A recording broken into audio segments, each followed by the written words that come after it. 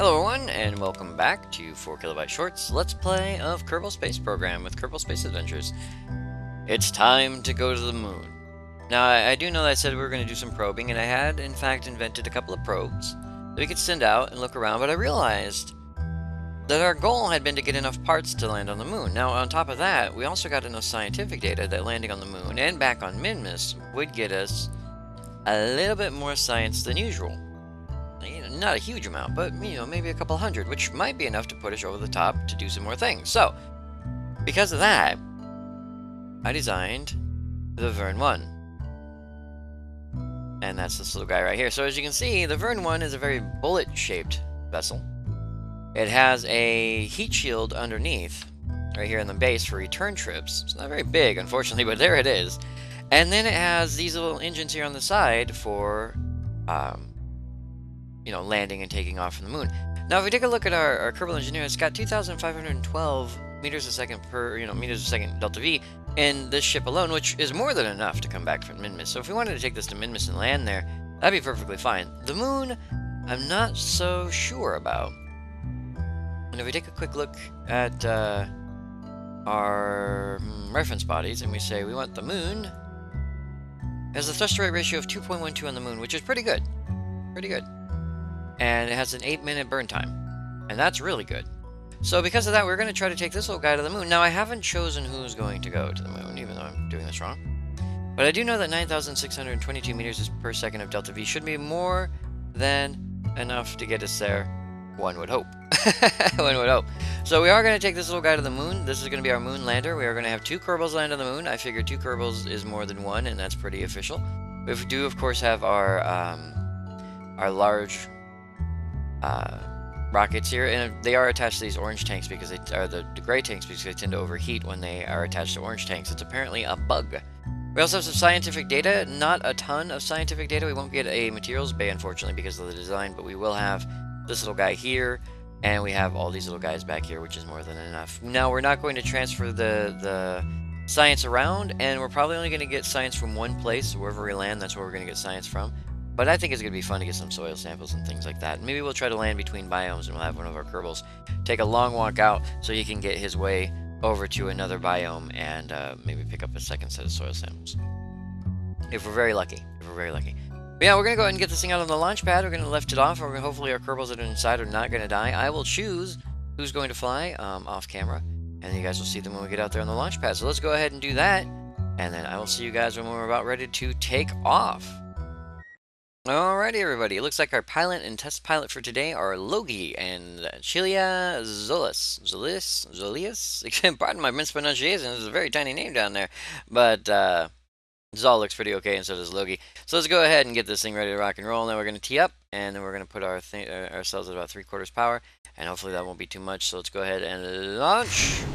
And here we go, on our way to the moon. Finally on our way to the moon, rather than to parts and places unknown that might be maybe near the moon. Now, as you can see with the silver tanks here, it does not overheat quite so fast, quite so rapidly, as it would when these are attached to the orange tanks. Not sure why they overheat when attached to the orange tanks, but they do.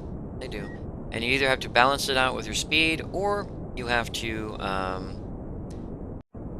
basically do your best to eject everything before it overheats and explodes. Alright, so we're going to get to our first stage. Once we get to our first stage, we're going to disconnect our first tanks, and then from there, I will see you guys in orbit, provided nothing goes wrong. And there we go. So I see you guys up in the big black there. Alright, everybody, here we are in orbit, and we are about to make our burn to the moon. It's going to happen here in about, I think, well, probably about now would be a good time. There you go. Okay, so we're going to go ahead and burn up. And that's not going to be a very long burn at all because we got this big mainsail engine on here. Absolutely. It's not very often that I use mainsail engines, especially in the final burn stage, but with this rocket just going to the moon, the efficiency difference is not that great to use a different kind of engine or to lose out on that massive amount of power that we have right off. Let's go ahead and mark it, and whoop. Okay, maybe overshot a little by 2.3-ish meters per second, but that doesn't matter because we are now officially on our way to the moon with a pilot and co-pilot perfectly alive, Logi and Zol, just chilling out, and there it is right there. We're on our way. I like how this thing looks like a bullet. That's of course why I did name it the Vern 1. It looked when I designed it, it looked very much like the shell that they fired from the cannon, which I enjoyed the irony of it a little bit. Our first trip to the moon this time around with the equipment that we currently have, and it of course comes out looking like a bullet fired at the moon and a story from the 1800s. So there it is. So what we're going to do is we're going to get to the moon. I'm going to get us in orbit, and then I think what we're going to do is we're going to land and grab some science. I'm not sure where we're going to land yet. It really depends on where the bright side of the moon is. And then hopefully we can get Logi and Zolas back if for any reason they have any problems. As you can see, they have 31 days of food, water, and oxygen, and an infinite supply of power, so long as they have sunlight. So they'll be safe for a rescue mission if one needs to occur, provided we can at least get them into orbit around the moon. I'm hoping that a rescue mission won't have to occur, but you never know. So we have planned ahead a little bit in both areas. So I will see you guys most likely when we're about to land on the moon, and then we'll get Zol and Logi down there to grab some moon dirt, because we need moon dirt because it's full of science. Yummy, yummy science. So I'll see you guys there. Alright everybody, here we are about to land on the moon. We have our final burn coming up. 569.1 meters per second of delta V, which isn't even close to half of what we currently have left in this large tank, which is kind of upsetting, but we're gonna go ahead and cope with that. I actually think we may burn a little bit early, because I don't like the craters that are coming our way. So we're gonna burn a little bit early to slow ourselves down right here. Now we're gonna use this big orange tank to try to land for the most part, but then as soon as we get near the ground, we are just gonna go ahead and dump that orange tank and work on, I think we burned back the other way a little bit. We are going to dump that orange tank, and we are going to work on landing with our main capsule. Now, some fun news about the main capsule while we come down onto the ground. I made a mistake. Yeah, I made a minor mistake with the main capsule, which I did not realize I'd made until after we had, well, until after we were about 3/4 of the way to the moon. And the mistake I made was the fact that, the landing legs currently chosen for this capsule are the prototype landing legs that I placed on there when I initially designed the ship. The problem is that those prototype legs were never meant, okay, I can see where we're going now, were never meant to land this little guy. Yeah, they were never meant to land this little guy, unfortunately. And so because of that, we have the teeniest, tiniest problem, and the fact that I don't know if they'll be able to take the strain. Now, there's a chance that they will. There's a chance that they will, which if they do, will be fine. But even though we unlocked the larger, heftier landing legs, they are not currently aboard this ship. So we have these teeny tiny lander legs here. And I'm hoping that they'll just be able to bear the weight. Now, this ship was designed with that in mind. There is no underslung engine. There is no engine underneath the fuel tank. The engines are on the side. So that is why it was designed that way. Still, that does not mean that the landing will go smoothly, because our biggest problem with these tiny legs is that they weren't long enough. That they couldn't take an underslung engine and hold it above the ground. The engine would hit the ground. So we needed the longer, heftier legs for that. Well, I worked around that by adding the side engines and then adding the tinier legs. Well, as you can see, even though we did do that, it doesn't mean it's 100%. Now we are over the moon's we are over the moon's far side crater, which we had not had any science from. We actually had gotten any science from the far side crater, which was really interesting. So we not only got some EVA reports from here, we also got some gravioli detection from here as well, which is nice. So we got a little bit of extra science from that. Now we're going to come down. I do have both these open. I don't know what our vessel, 658 delta V roughly, which, you know, we have the numbers right here to show us when we're going to burn out. But we're just going to bring it down. It's always slanted. Even if it doesn't look slanted, it's always slanted. But I'd rather land here than over there. Our shadow should be around here somewhere. I can't see it. But we do have to slow down at least a little bit. Now, we could try to land on this Bell engine, and we might give that a shot. I'd like to land officially, officially land on landing legs. But if we can land on the Bell, that wouldn't be too bad an option, I think.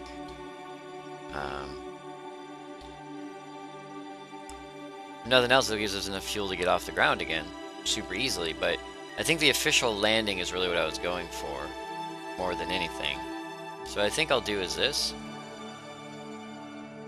We're going to bounce up a little bit.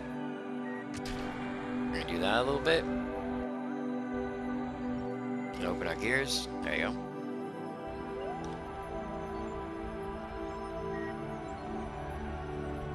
Okay, so that's going to hit, and hopefully we don't hit it too.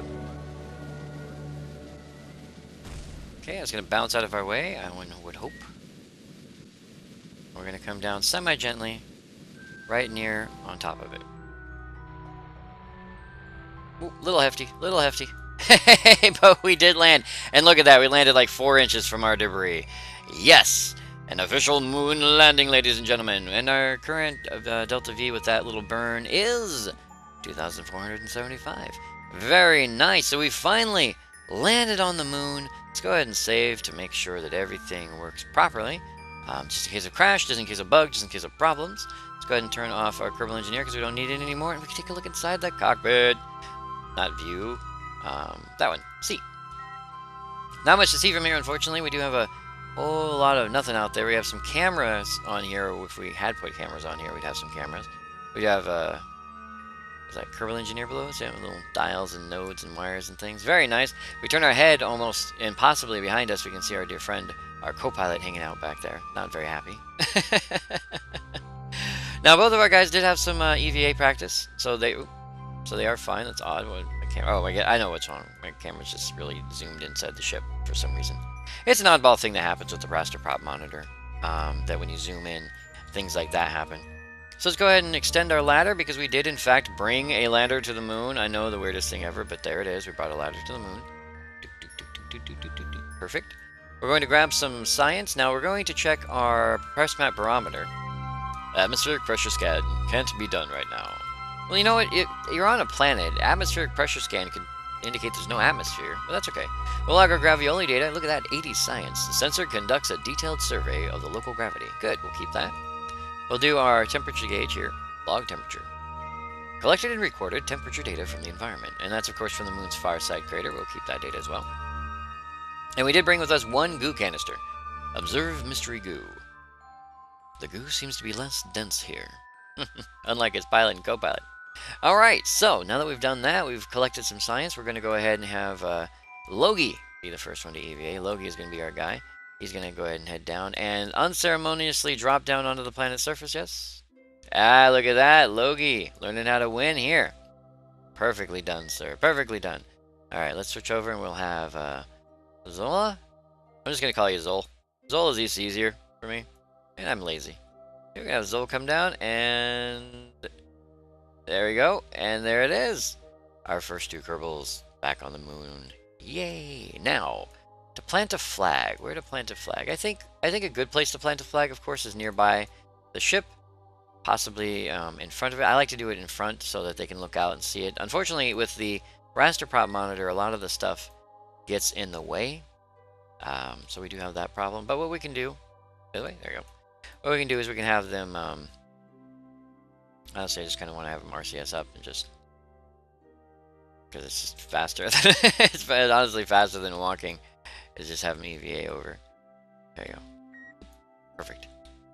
All right, and then we'll do our flag planting ceremony, and I think we'll have Zol do that. Zol will plant our flag. So let's go ahead and plant flag.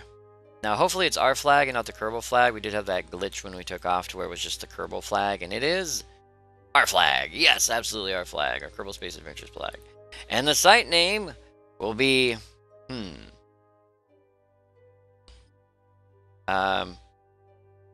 we'll call it Zogi Flats. Yes, we'll call it Zogi Flats for Zol and Logie together.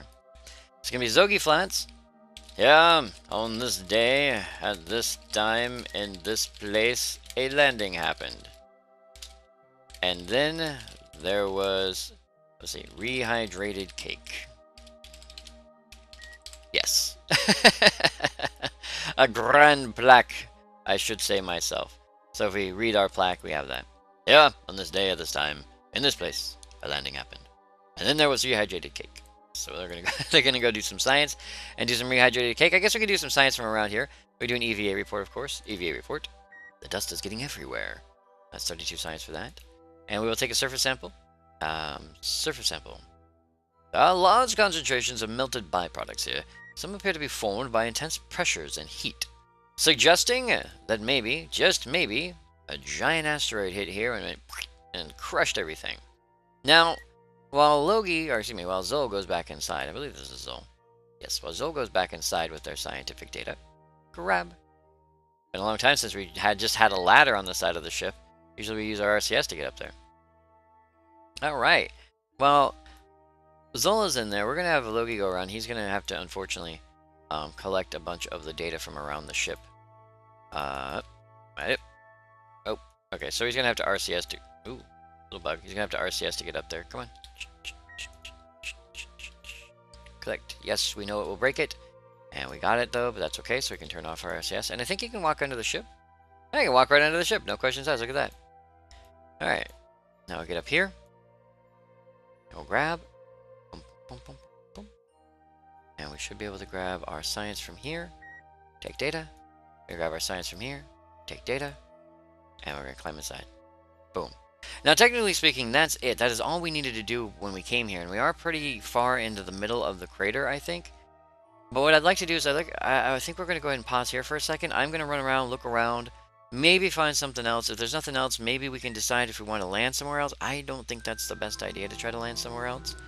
So we may just go back to Kerbin, but I would like to take a look around. Oh, we do want to do that off camera just for safety's sake and because it's really boring to fly like 40 yards out and then come back and so on and so forth.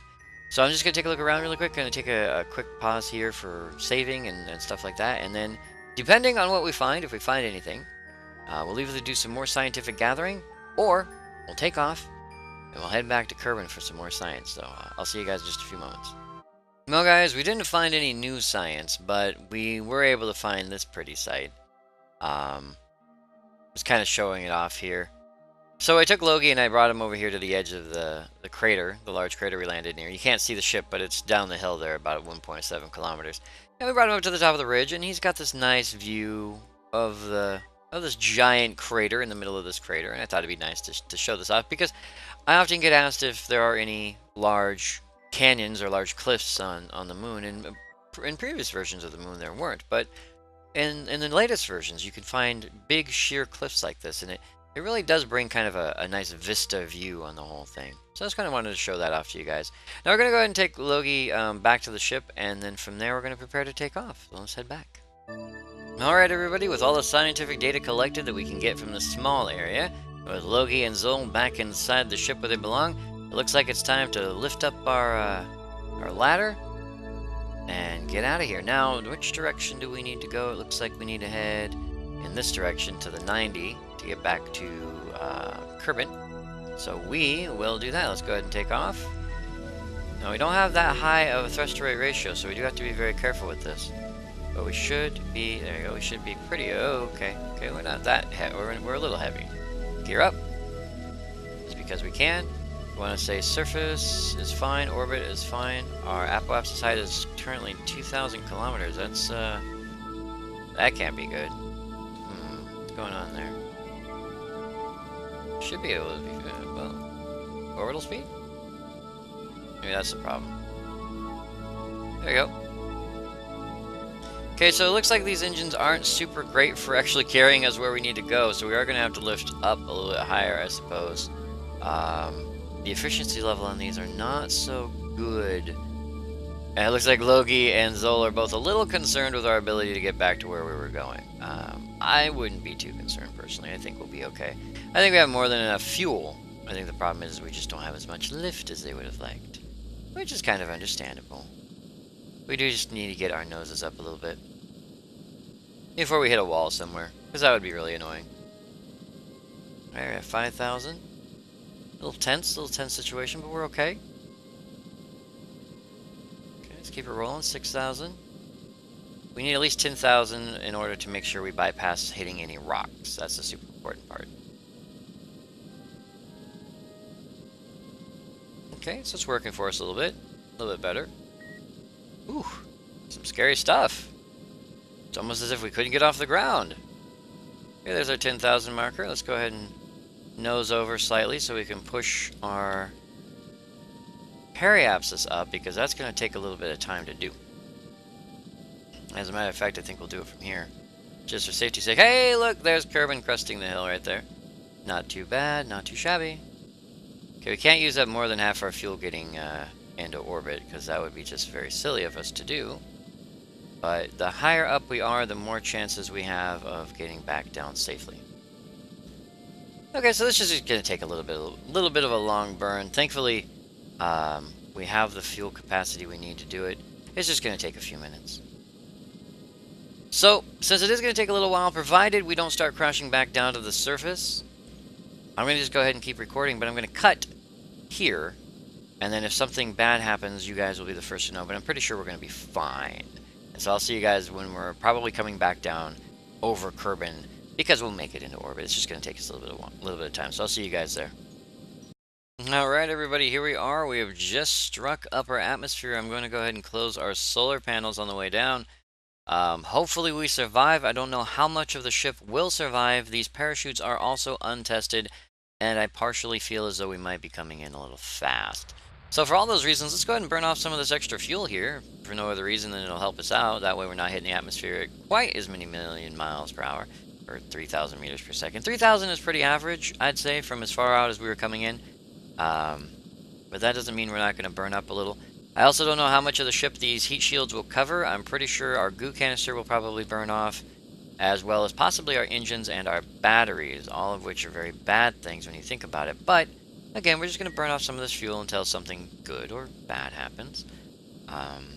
Logi and Zolas should be fine. Now, the biggest problem that we have is we have very few parachutes. We have about 5 parachutes total, including the 4 radial parachutes. And then the 1 parachute up top. Now, if the 4 radial parachutes tend to burn off, we will have a major problem. If they don't burn off, we will be absolutely fine, as long as the ship doesn't tear itself apart. That's that, I think, is the other biggest issue that we may have, is that the ship may decide to tear itself completely asunder.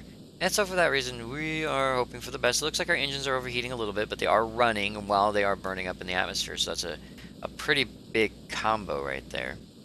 I'm just going to keep them going because they're not overheating enough to burn up. It looks like that heat shield's doing us... Oop, what burned off? Oh, landing gear burned off. Okay, so our landing gear are gone, so we're not going to be able to land on landing gear. Should have thought that one out a little bit better, but hey, you know what? That's okay. So our landing gear are gone. It looks like our heat shield's doing its job. It's slowly burning off that heat from the rest of the ship. Just trying to keep ourselves stable and straight. The engines aren't doing much to keep us from flying forward, but... they're doing their best. They're doing their best. Downside is we are coming up on some mountains, and it's going to be hard to see through that cloud bank. So, we never know what we're going to hit. We could hit ground, we could hit mountain, we could hit water. Oh, overheating on the engines is now done. That's always nice. Now, we have like 0.35 thrust to rate ratio right now with these tiny engines at full Kerbin gravity. So, I do not believe at any point these things will give us any kind of thrust or aid at falling back towards the planet. They are helping to slow us down a teeny bit, but probably not as much as they could be or would be on another planetary surface. However, the heat shield's still working. It's down to 600 units of ablative coating. We are slowing down to 1200 meters per second. The slower we go, the less likely we are to burn up. What is this? Liquid fuel. Oh, okay. I'm like, what is this I'm looking at? This LF number up here. I'm not used to that number going down so quickly. What's going on? We are looking at the liquid fuel. We don't have the side tanks here for whatever reason. And that's okay. It looks like it thinks that our ablative coating is our fuel for this alternate panel. So that looks like that's actually a bug or a problem. Instead of our fuel being our fuel, it thinks that our ablative shielding is our fuel. Well, this is interesting. There's a big mountaintop there. Okay, we're now down to 500 meters per second. I think that's perfectly fine to ignite our chutes, considering our height at 14,000 meters. Or 14,000 meters. So there we go. All of our chutes are out. I would turn off our SAS, but I don't feel it would be a good idea. I'm not sure which end of the ship is aerodynamically stable, and so because of that, turning off our SAS may cause the entire thing to flip over, which would be very bad once our parachutes ignite, or at least once they open fully. So we're going to keep our parachutes as is. We're going to keep our SAS on as is. Coming down about 200 meters per second. We'd like to slow that down a little bit if we could, which we can. I mean, we're fat. We have a pretty fat pod going on here, so I would not be surprised if we do pretty okay. Oh, that's nice. Cutting through the cloud layer, and it looks like we missed all the major mountains, which is great. Would have been really bad to hit that little guy. And we're coming down nice and gentle. We keep our SAS unit on it. Hopefully we can land on the flat bottom of the ship and not have to worry about the landing on the landing gear, which are now burning somewhere off into the atmosphere in a plasma field of dust. This worked out a lot better than I originally thought. The burn from the moon did not take very long at all, honestly. It was actually really, really well done. And it only took about a couple more minutes. Once we got up to about 30 kilometers, I was able to do the rest of the burn without any problems at all. So these little tiny engines really did their business. No problems there. And where are we exactly? Well, we will wait. We will wait. And there it is. Yeah, nicely done. All right, so we're coming down at about 6 meters per second. Do a crew report. Where are we? A crew report for flying over Kerbals Highlands. So we're over Kerbals Highlands, and we've already gotten all the Highland science we can get.